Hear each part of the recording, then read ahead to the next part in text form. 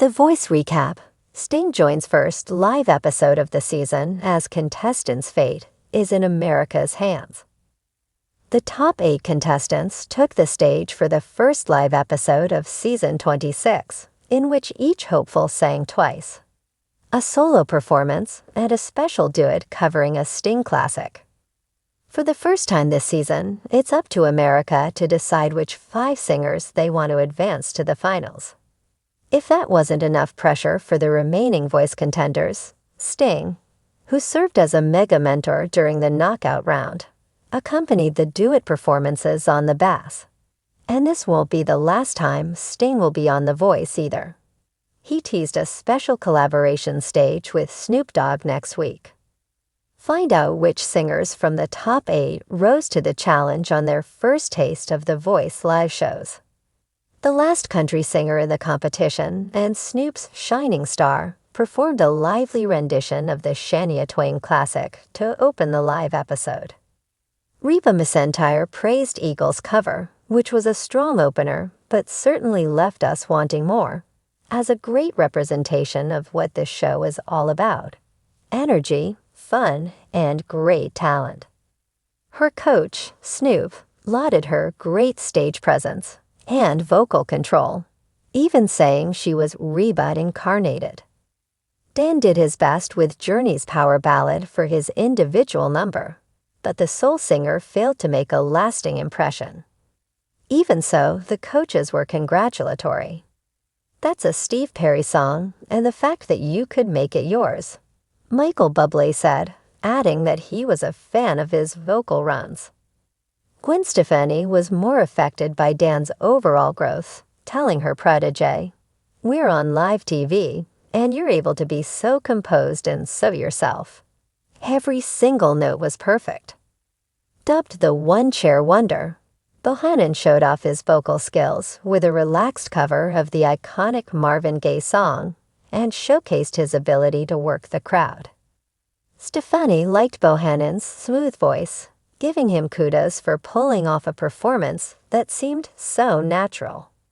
Meanwhile, McEntire said he was infectious, and it was his happiness and joyfulness that moved her. Is Sturles one of the frontrunners? Even after turning 16 during the season, she proved once again that in her case, age really is just a number. Her entire performance was perfect, from the song choice to the background ballet dancers to her high notes. It was clear Snoop felt the same way, telling her he always sheds a tear when she sings. Bublé complimented her on expertly navigating the song's tricky low notes. Stefani, Sturles's coach, was floored by her performance. "I'm blown away. You make us all feel something, and that's what's so special about you. Vote for her," she said. Is Shy another voice favorite? If it were up to the coaches, she may have sung her way to the finals with her beautiful take on the Brandi Carlile ballad. Her unique vocal tone has always been her secret weapon, and it paid off in her powerful, emotional cover.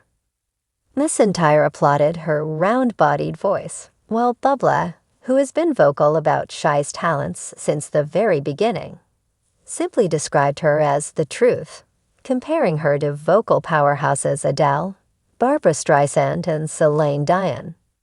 More naturally attuned to theatrical songs, Below chose a different path with his Tom Jones cover.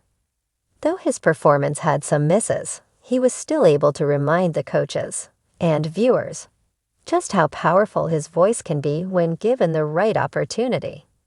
Stefani rightly told Below, "There's nobody like you," while Snoop pushed America to vote for Below. Push those numbers. Quit playing.